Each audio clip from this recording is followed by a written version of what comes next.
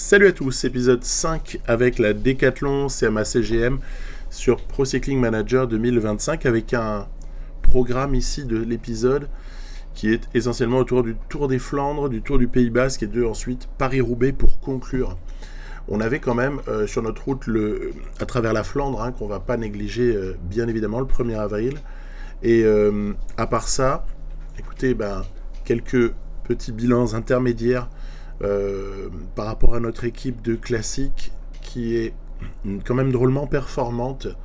La palme pour moi de la régularité revient à Stefan Bissegger. En plus, il avait déjà commencé par une deuxième place sur le Omloop, une troisième place, pardon, où il avait été quand même très valeureux derrière Van Aert et Van der Poel.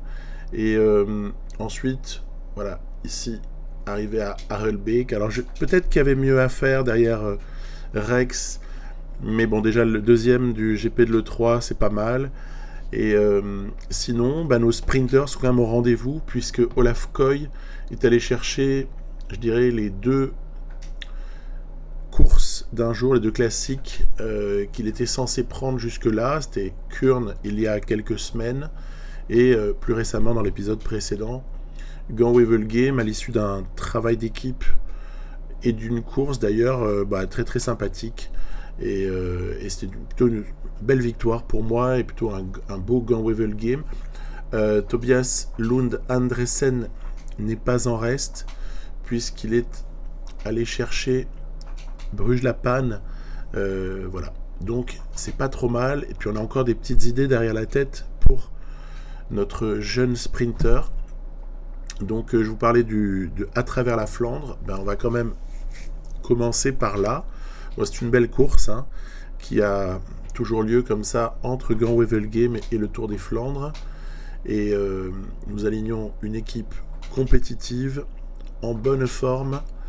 Et c'est clair que on a des ambitions ici. Alors, il m'apparaît que la difficulté du profil de l'étape, la difficulté de cette étape est quand même moindre que celle d'un Grand Prix de l'E3 par exemple. Donc c'est pour ça que malgré l'adversité, Pedersen, Van der Poel, Van Aert, comme d'hab j'ai envie de dire, Philipsen aussi, je peux réellement essayer d'envisager plusieurs pistes, soit le Flandrien, comme Bissegger ou Benoot peuvent l'être en termes de profil, soit le sprinter pour l'ami Lund Andresen. Donc on va les caler tout de même dans la roue et puis on verra bien s'ils arrivent à encaisser l'accumulation de difficultés. Et puis vous voyez qu'à moins de 30 km de l'arrivée, ok, il y a plusieurs attaques successives, mais ça c'est une habitude, je dirais, sur PCM, sur ces courses-là. Non, c'est plutôt le constat que Lund Andresen paraît totalement en capacité de sprinter. Donc, il va falloir faire le boulot, nous, pour l'emmener jusque-là, parce que la pointe de vitesse de Bissegger est un petit peu moins bonne encore. Celle de Benoot ne me paraissent pas permettre de nous imposer au sprint face au plateau d'adversaires encore restants. Vous voyez, c'était une course qui n'était pas suffisamment difficile, je dirais, pour éliminer beaucoup de monde. Alors on va essayer avec Tish Benoot maintenant qui fait l'effort. Il y aura Bissegger en lanceur de Lund Andresen. D'ici là, donc Benoot chargé de maintenir un très très gros rythme et de dissuader les attaques ici ou là, parce que vous voyez, ils essayent tous à tour de rôle de sortir du groupe d'un peu moins de 40 coureurs maintenant qui vont se disputer la victoire. On rentre dans les 3 derniers kilomètres. Tish Benoot qui va accélérer maintenant, et ensuite il faudra qu'on lâche Bissegger. Ça y est, Bissegger est lancé, et maintenant on va lâcher Lund Andresen au bon moment, je l'espère en tout cas. Voilà, pour venir coiffer au poteau Jonathan Milan, Jasper Philipsen. Vous voyez, ça s'est déroulé à peu près selon le plan que j'annonçais, à savoir pas suffisamment de difficultés pour que les purs Flandriens ne s'expliquent entre eux. À partir de là, c'était plutôt une bagarre entre sprinters ici à laquelle on a eu droit. Donc très très bonne victoire. Encore une, c'est la plus belle victoire là en carrière pour Lund Andresen. Celle-là, elle est très très appréciable. On a surgi pile au bon moment entre les deux Lidl Trek et Jesper Philipsen. Et vous voyez que financièrement, à force de glaner des 10 000, des presque 20 000 par-ci par-là, ou parfois simplement des primes de participation, eh ben on peut être raisonnablement optimiste par rapport à la fin de l'année et tenir le coup jusqu'au moment où on sera renfloué par le sponsor. Donc quelques jours plus tard, 4 exactement, c'est bien sûr le Tour des Flandres. Alors, on n'a pas d'objectif sponsor sur le Tour des Flandres. Ça, c'est essentiellement dû à la nationalité de nos sponsors et co-sponsors. En revanche, on peut quand même en faire un objectif personnel d'arriver à, comment dirais-je, se comporter de la meilleure des manières sur ce Tour des Flandres. Là, par exemple, il est évident que, vu le mode de difficulté et les choix de paramètres, notamment d'impact du terrain, qui ont été faits pour cette carrière, il n'y a quasi aucune chance pour un sprinter de notre équipe, type Olaf Koy ou Lund Andresen. Donc ces deux derniers vont avoir un rôle de soutien au bon moment.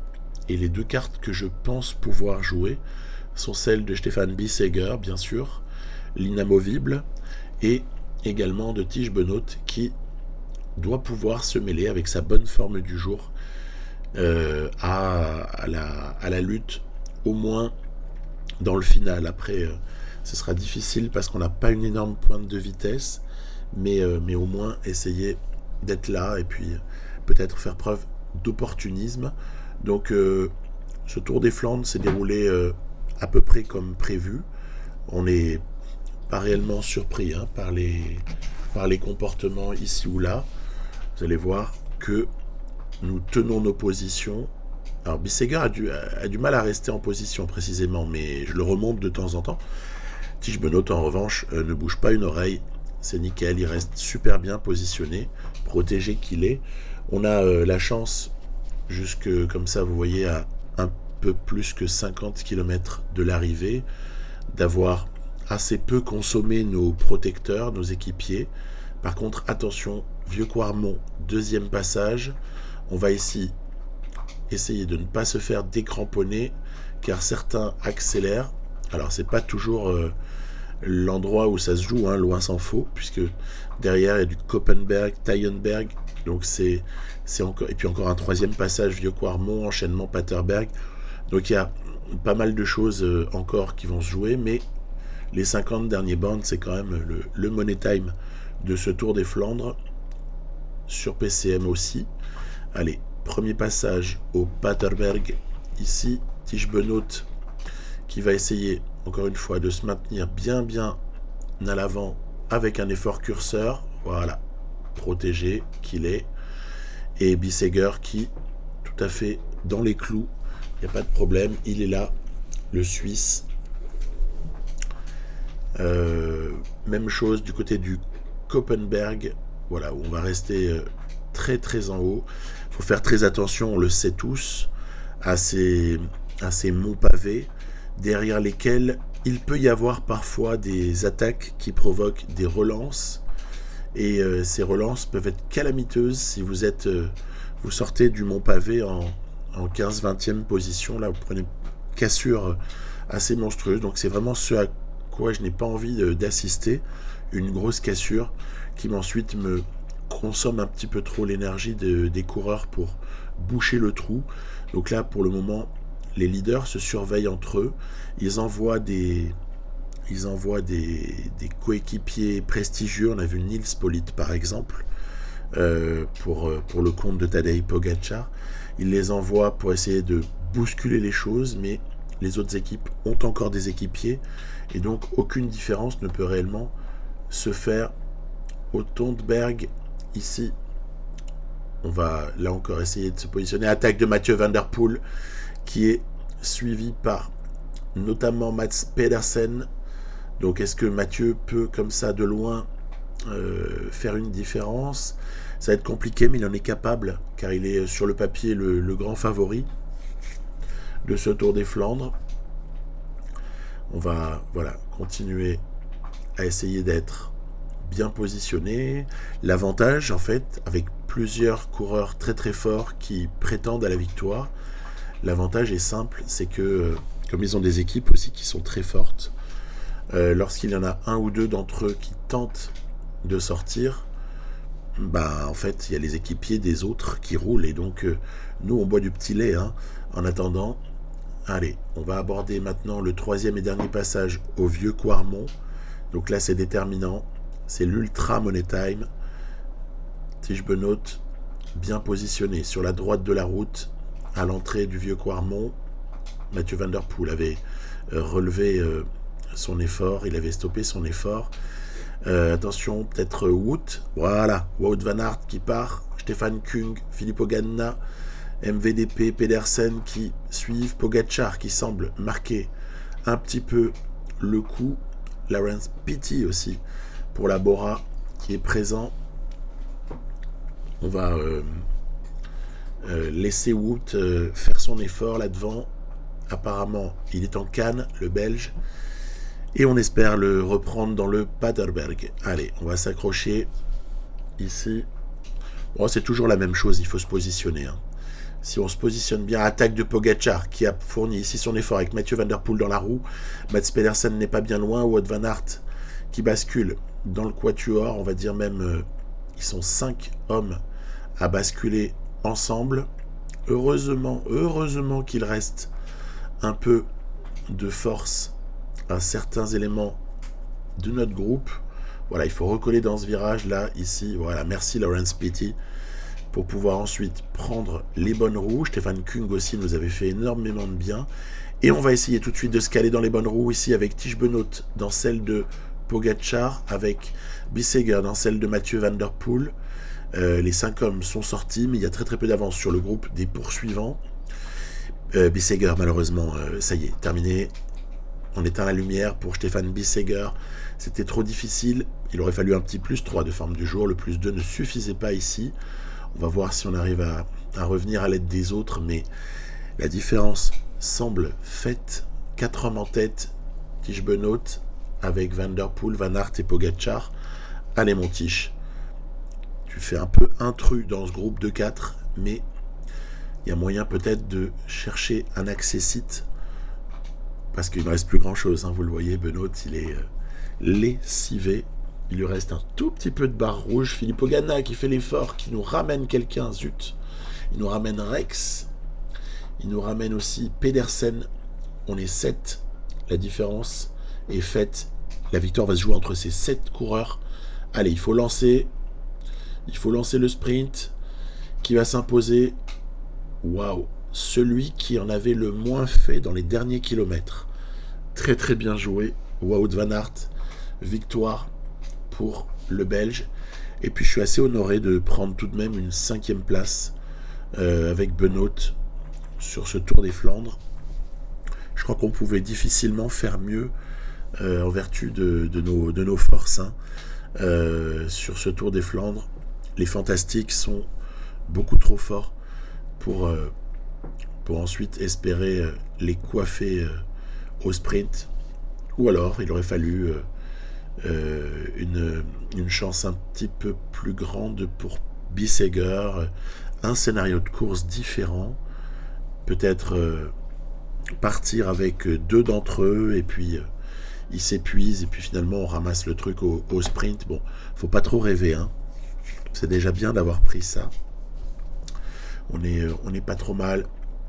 Et on bascule là par contre, changement de décor total. Changement de décor puisque nous intéressons désormais à la course par étapes World Tour qui débute le lendemain, à savoir le Tour du Pays Basque. Alors, Tour du Pays Basque implique 2e gros rendez-vous de première partie de saison pour Paul Sexas. Vingegaard est là, Isaac Del Toro est présent, Remco Evenepoel également. Et puis du côté des équipiers de Paul Sexas, on attendra parfois du soutien sur terrain accidenté de la part de Riccitello, mais également de Nicolas Prodhomme, qui a prouvé sur Tirreno qu'il était un très très bon soutien de Paul Sexas. Qui sait si Aurélien Paré-Peintre ne pourra pas occasionnellement nous donner un gros coup de main. Paul Lapera, on peut l'attendre également, mais il n'est pas très très en forme en ce moment. Il accumule les formes négatives, les formes du jour négatives. C'est un peu dommage. Allez, Labrosse, c'est pareil. Il n'est pas dans une grande forme, mais il peut aider. Et puis il y en a un qui est assez précieux, Pierre Gauthera, je vais en reparler juste après. Lui, c'est plus un Flandrien, hein, mais il fallait que je fasse des choix. Et on va profiter du pic de forme de Gauthera pour peut-être aider ses équipiers sur le Pays Basque. Et on lance, ça y est, pour l'ami Paul Sexas. Alors vous voyez, j'ai un petit -1 de forme du jour. Bon, bah c'est dommage, mais on est quand même capable de le gérer. Paul reste très bon. Le contre-la-montre, il fait environ 15 bornes, donc ça veut dire que la note de CLM et la note de prologue, on trouve une petite moyenne des deux, et puis on a quand même une belle résistance. On a une note de plaine pas affreuse, oui, parce que ce prologue se déroule sur un terrain quasi totalement plat. Et puis Paul, on peut compter sur lui, on a bien vu depuis le prologue de Tirreno que Paul Sexas, c'était quand même une sacrée garantie en termes de chrono. Alors, on croise les doigts. On va, vous voyez ici déjà reprendre ce Tom Pidcock, non, qui est juste devant nous. Voilà, Tom est repris. Paul Sexas est donc forcément en train de faire un bon chrono, même si Pidcock n'est pas une référence, mais tout de même. On est en train de faire un chrono qui, à mon avis, sera pas mal. Est-ce qu'on va réussir à battre le provisoire de Primož Roglič? On va voir ça bientôt. Derrière nous, il y a Vingegaard. Derrière nous, il y a Remco Evenepoel. Et Paul qui passe ici sous la flamme rouge. On va avoir ici un indicateur majeur de la performance sur ce Tour du Pays Basque. Oui, il a battu le temps de Primož Roglič. Est-ce que Vingegaard va faire mieux? C'est ce qu'on va voir tout de suite. Un peu de suspense, ça fait du bien. Vingegaard battu par Sexas, 13 secondes. En revanche, le champion du monde de la discipline, Remco Evenepoel, fera mieux que Paul Sexas et tape un énorme coup en ce début de Tour du Pays Basque, puisqu'il a déjà 33 secondes au classement général sur son poursuivant immédiat, notre Sexas national. Ok, donc on sait ce qu'on a à faire ici. C'est mieux d'avoir un prologue quand t'as Remco en face de toi, d'avoir un contre-la-montre en tout début que à la toute fin. Parce que au moins tu sais ce que t'as à faire. Si c'était à la toute fin, on aurait juste à croiser les doigts. Mais là, on sait qu'il va falloir qu'on soit offensif. Alors, ce sera difficile de l'être sur la deuxième étape, qui est une étape dite de transition. Elle est même carrément accessible à un sprinter. Et ce qui est très amusant, c'est que les sprinters, ils sont évidemment à cette période-là de l'année sur d'autres terrains. Par là même, la victoire d'étape pourrait tomber dans l'escarcelle d'un coureur qui n'est pas un pur sprinter et qui ne gagnera jamais un sprint massif lorsque les meilleurs sont là. J'ai donc essayé de tenter ma chance avec l'ami Gauthera. Parce que je me suis dit que finalement, il y avait des trains qui n'étaient pas du tout impressionnants, là, de plusieurs équipes, en approche de la ligne d'arrivée. Et par là même, pourquoi est-ce que Paul Lapera ne pourrait pas mettre sur orbite Gauthera pour au minimum une jolie place? Voilà, c'était ma tentative sur cette étape-là. Ce sera une manière de récompenser Gauthera parce que je pense qu'il aimerait mieux être sur les Flandriennes, mais j'ai dû faire des petits choix. J'aurais pu emmener un sprinter, hein, mais j'ai préféré les laisser sur le Tour des Flandres et sur Paris-Roubaix. Allez, Paul Lapera qui lance sous la flamme et Gauthera qui va comme ça produire son effort. Et regardez, Ça va être difficile, très difficile de tenir le coup. On a lancé un peu tôt.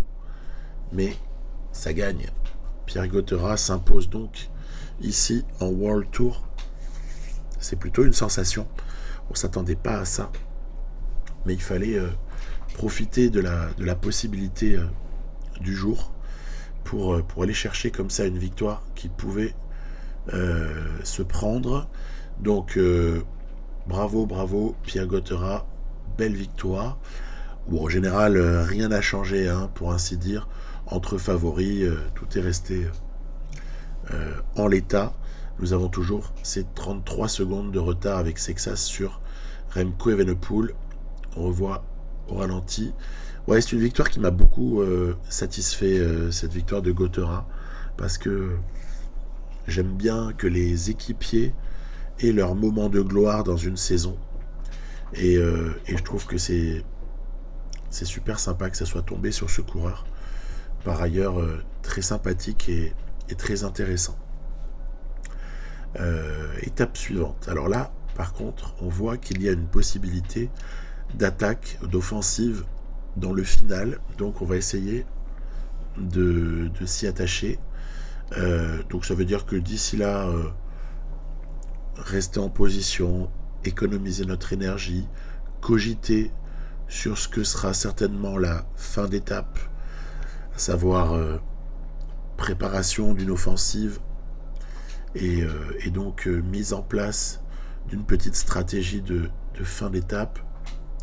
Bref, tout ce qui est très habituel sur ce jeu, nous le savons. Et voilà, on protège, après je relâche dans les descentes. Une succession de difficultés, mais dans cette étape, finalement, les pires difficultés ne sont pas réellement à la fin. Il aurait fallu un enchaînement un peu plus violent dans les 30 derniers bornes pour qu'on puisse vraiment s'attendre à une bataille entre les leaders.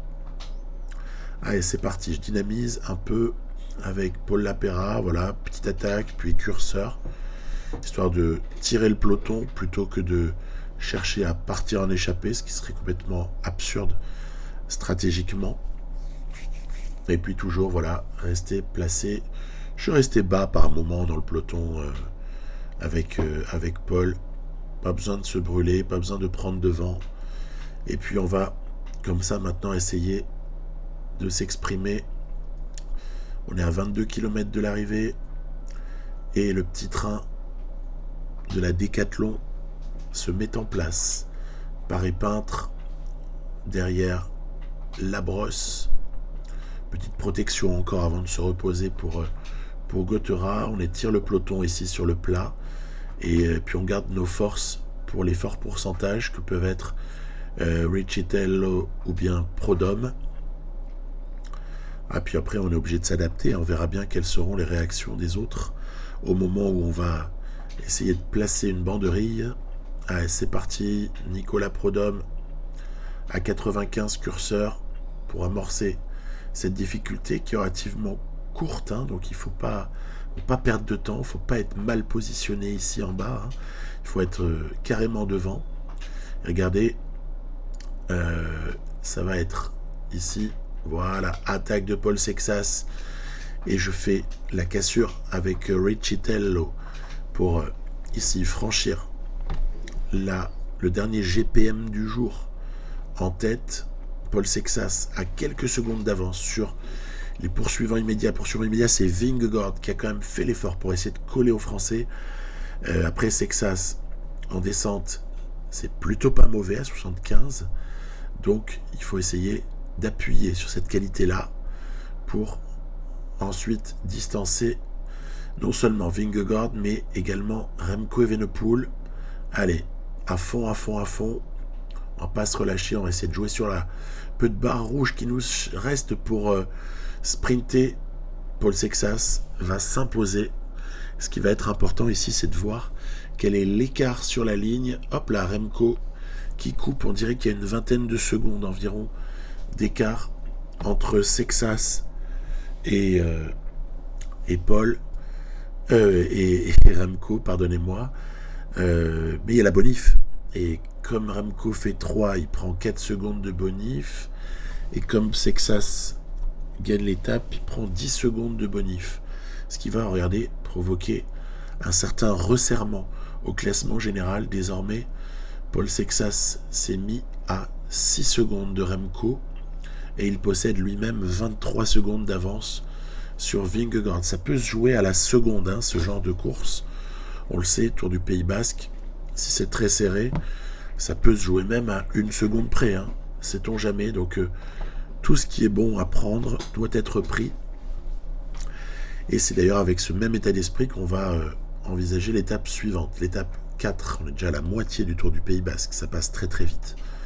Étape 4 avec, là encore, une difficulté relativement respectable dans le final, suivie d'une descente et quand même des kilomètres de plat avant la ligne d'arrivée. Ça veut dire que il faut penser à ce qui se passera en bas de la descente. Donc dans la stratégie, il faut être prévoyant et ne pas partir seul, à mon sens. Il ne faut pas partir tout seul, quitte à partir moins fort. Et bon, c'est donc ce que je me suis dit ici. Hein. Emmener minimum un homme avec Sexas pour pouvoir rouler sur le plat. Après, il y a encore un autre paramètre, parce que je fais attention aux bonifications, mais si d'aventure la victoire d'étape était pour un des membres de l'échappée, au final, ça nous ôte un problème de la tête, puisqu'à ce moment-là, Remco ne peut plus prendre de bonif, et à ce moment-là, il suffit juste de lui infliger un petit écart sur la ligne. Donc, il y a différentes options. Hein. Il n'y a pas que l'option frontale d'essayer de gagner l'étape. En plus, je me refuse à épuiser mes hommes, surtout dans la mesure où d'autres équipes roulent dans ce peloton et que je pense pas avoir une équipe capable de gérer l'intégralité d'une étape comme celle-ci, voyez. En revanche, dans ce fin d'étape, on va mettre en place une petite organisation visant à pouvoir emmener avec nous. J'ai élu Nicolas Prodhomme et Aurélien Paré-Peintre. Voilà, donc il faudra essayer d'emmener ces deux-là pour pouvoir rouler dans la descente, pour pouvoir également rouler sur le plat avant l'arrivée. Et puis il y a un paramètre très important, c'est que l'échappée, elle est bien partie pour aller se disputer la victoire d'étape. Ça me dérange pas, c'est pas si mal. Donc à partir de là, il n'y aura pas de bonif. Attaque de Vingegaard, il va falloir être vigilant, mais on peut laisser un petit peu d'avance aux Danois. Et un petit peu, mais pas trop non plus. Hein. Quand il y a Remco qui commence à lancer son attaque, je pense devoir réagir. Voilà, on va y aller tranquille. Regardez, l'avantage de l'effort curseur, c'est qu'on se fusille pas et surtout, on n'élimine pas nos équipiers. En l'occurrence, Prodhomme, Paré-Peintre sont là. Lenny Martinez s'accroche, Isaac Del Toro également. Voilà, tout est en place.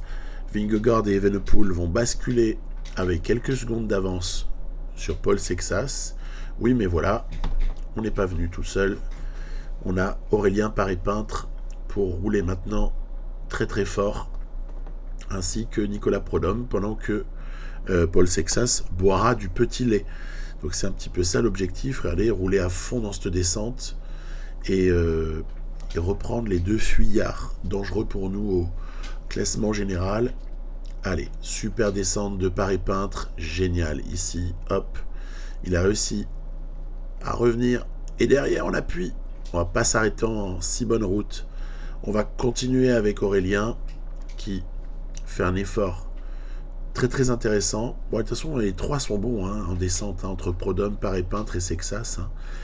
Maintenant qu'Aurélien a tout donné, c'est Nicolas Prodhomme qui va être chargé d'emmener Paul Sexas. Ah, vous voyez un ralentissement de l'écran, ça veut dire que la victoire d'étape est en train de se disputer. On va en reparler juste après. Paul Sexas, bien mis sur orbite par Nicolas Prodhomme, peut maintenant produire son effort. Allez, quel écart sur la ligne. Jorgenson est là. Schellmose, tout le monde sera dans le même temps entre Schellmose et Evenepoel et Vingegaard. Allez, combien on a gagné de temps? C'est surtout ça qui m'intéresse ici. Regardez, on a gagné 8 secondes. Les 8 secondes qui nous intéresse beaucoup. Victoire de Mintegi, Iker Mintegi, sur cette étape-là. Bravo. Félicitations à la Euskaltel Euskadi, très joli maillot historique du peloton. Et nous, surtout, nos 8 secondes, elles nous ont permis évidemment de passer devant. Et on prend comme ça le maillot de leader sur ce Tour du Pays Basque. Alors là devant, ça s'est joué entre échappés. Et Mintegi s'impose probablement à la fraîcheur.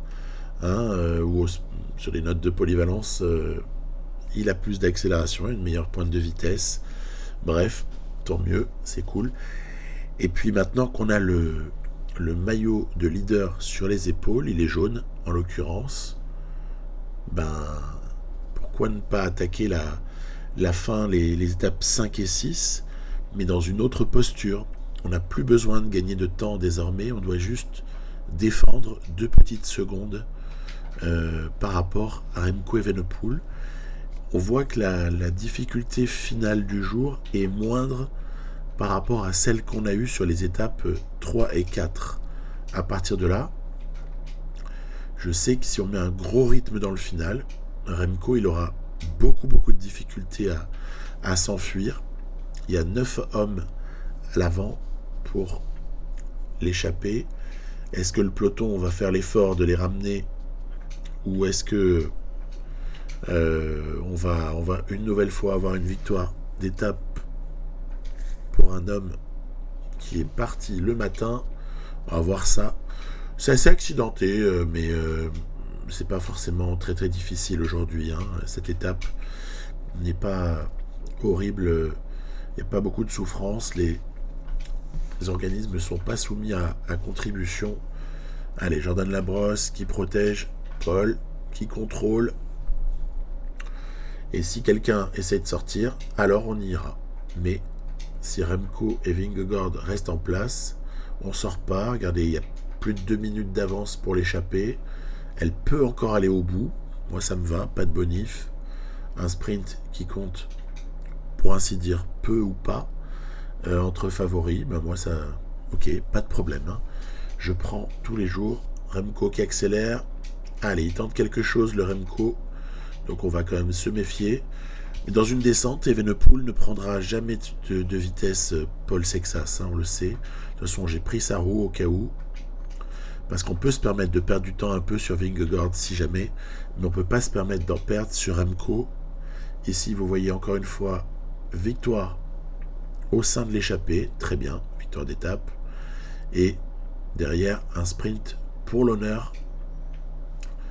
Et Remco, voilà, qui est parfaitement contenu par Paul Sexas.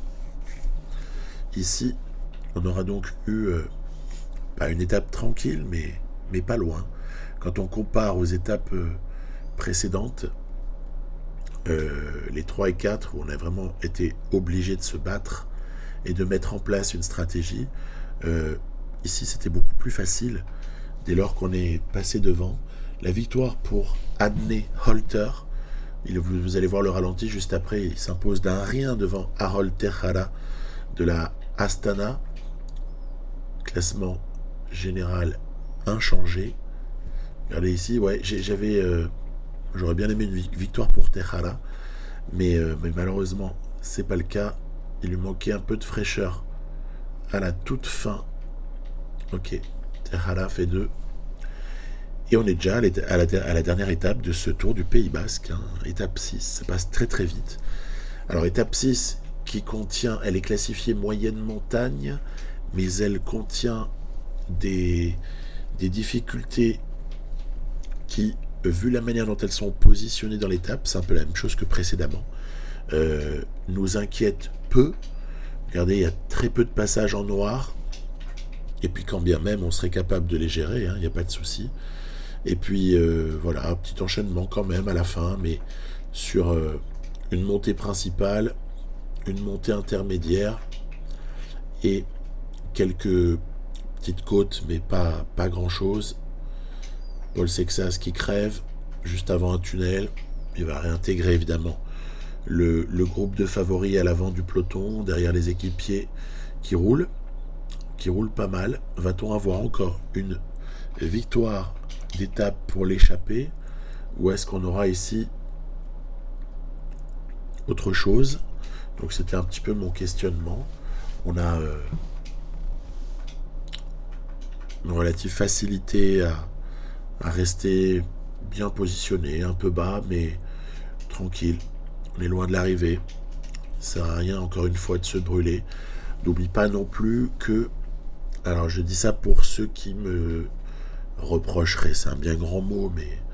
Des fois, j'ai remarqué, vous êtes un peu cannibale, quelques personnes, dans leurs commentaires. Qu'est-ce que j'entends par là? C'est que, en fait, vous vous attendez peut-être à ce que je cherche à tout gagner. Ce qui n'est pas du tout mon approche du jeu, en fait, c'est rigolo. Euh, Moi, j'ai une approche où si j'ai réussi à prendre le maillot, je cherche à le défendre. Je ne vais pas chercher à gagner une étape supplémentaire, ça sert strictement à rien. Euh, Si on était sur le Tour de France et qu'on était à la dernière étape, j'ai déjà le maillot, et pour le prestige, on veut aller battre Pogacar et Vingegaard. Oui, ça je le ferai. Pourquoi? Parce que ça a un fond de réalité. On peut imaginer que le leader a envie d'appuyer une dernière fois et de montrer son panache. Mais là, la saison, elle est longue. Là, on a les Ardennaises qui se profilent une semaine plus tard. Et on a encore des luttes qui vont être épuisantes à venir. Donc, plus j'économise les équipiers et plus j'économise mon leader, mieux je vais m'emporter parce que je reste intimement convaincu, après études ingrates et répétées des courbes de fatigue, donc depuis un certain nombre d'années, je reste persuadé que aller comme ça se brûler sur des étapes sur lesquelles on pourrait quand même être en gestion, c'est pas un bon choix. C'est pas un bon choix, la fatigue est supérieure et moi je persiste à penser qu'il y a un impact. Attaque de Del Toro sur la droite de la route, Evenepoel, Vingegaard, là par contre il va falloir réagir. C'est Nicolas Prodhomme, le garde du corps de Paul Sexas, qui va être chargé de faire ça. Ok, il y aura une victoire ici apparemment pour le groupe de tête. L'échappée n'a pas survécu sur cette étape 6, était trop difficile. Et puis surtout les équipes de leaders ont vraiment décidé qu'il n'y aurait pas de victoire d'étape pour aujourd'hui. Primoz Roglic qui se montre, on rentre dans les 3 derniers kilomètres avec une dernière toute petite difficulté avant de rebasculer. Voilà, et positionnement ici, positionnement dans la bonne roue, faire attention à ne pas subir de coup du sort au sprint. Attention, Evenepoel ne doit pas prendre de bonif. Pas de bonif pour Evenepoel. Et ce sera le cas, regardez, puisque c'est Tiberi qui s'impose devant Van Hills et Jonathan Narvaez de l'UAE. Voilà, c'est fait. On a réussi notre pari qui était de s'imposer tout d'abord sur Tirreno en toute première partie de saison pour Sexas, et ensuite sur Tour du Pays Basque avec cette fois une meilleure forme, mais pas non plus des formes du jour dingue. En gestion, une petite victoire d'étape, un bon chrono initial et ensuite un gros travail d'équipe pour que la situation ne nous échappe pas. Donc c'est parfait tout ça. En plus, on va même prendre le maillot du classement par points. On va prendre inévitablement le classement du meilleur jeune. Ça va nous rapporter un petit peu d'argent là encore. On a besoin, on le sait. Si on veut surtout pouvoir offrir quelques infrastructures de CLM à quelques autres coureurs. Pour le moment, c'est pas à l'ordre du jour, mais si je le fais, je vous le montrerai. Pendant ce Tour du Pays Basque, il y avait le Grand Prix de l'Escaut, Sciel de Price. Le Grand Prix de l'Escaut, c'est quelques jours avant Paris-Roubaix, c'est coincé entre Tour des Flandres et Paris-Roubaix. Benoît et Bissegger ont produit un énorme effort sur Tour des Flandres. Ils vont produire un énorme effort sur Paris-Roubaix. Par là même, il est absolument exclu de produire un effort quelconque sur le Grand Prix de l'Escaut. En fait, j'ai une partie de l'effectif qui est en stage préparatoire au Giro. J'ai une autre partie qui était sur le Tour du Pays Basque. Euh, j'ai pas de latitude pour pouvoir aligner d'autres coureurs, parce qu'il y a aussi des petits, des petites épreuves de Coupe de France là au même moment. Donc en gros, on a divisé notre effectif en 4 et puis ben voilà, sans trop de, bon, il n'y a pas grand chose à dire.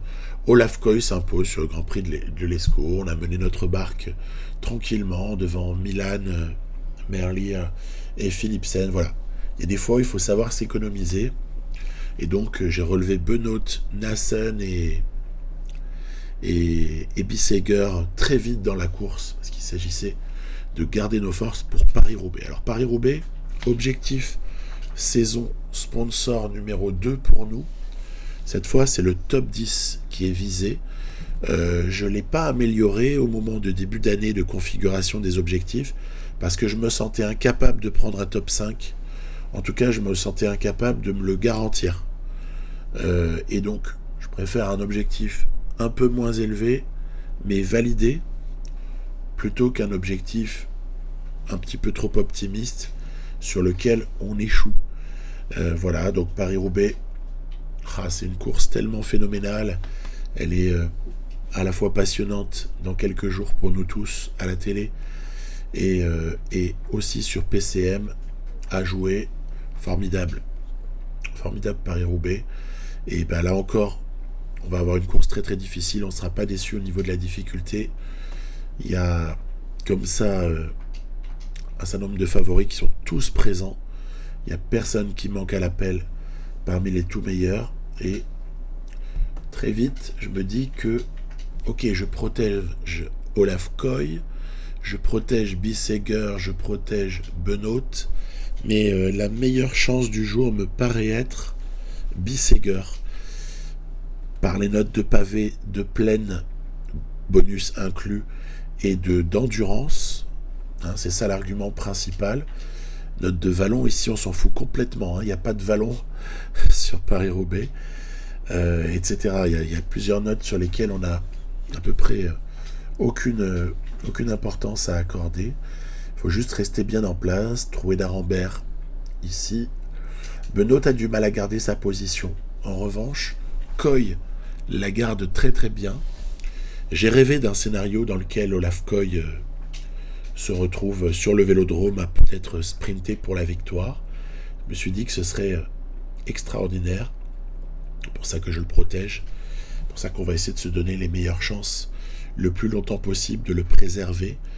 Après, regardez, quand on approche de la 50aine de kilomètres, on le sait tous, ça commence à se restreindre, le peloton, les équipes accélèrent, il y a des tentatives multiples d'attaque par-ci, par-là, et on est tout à coup beaucoup plus en danger, on commence à perdre des équipiers, et puis aussi on commence à voir que les barres jaunes et rouges, mais jaunes surtout, de nos principaux coureurs, elles aussi commencent à rétrécir.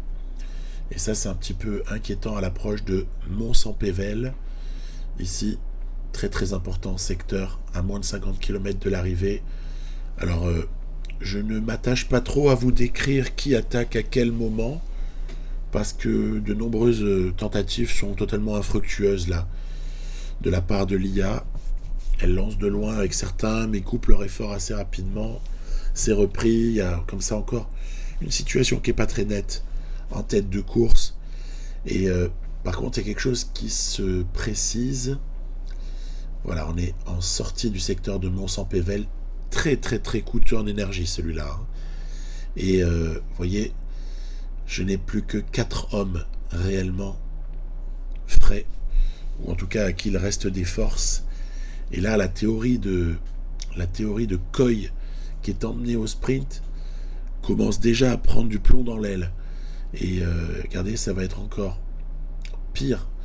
Quelques kilomètres plus loin, où on s'aperçoit qu'Olaf Koy, clairement, non, il n'ira pas jusqu'au bout. Avec les tout meilleurs, ce sera impossible. Bon, dès lors, on va se recentrer sur un seul homme, Bissegger. Il faut que Bissegger soit préservé.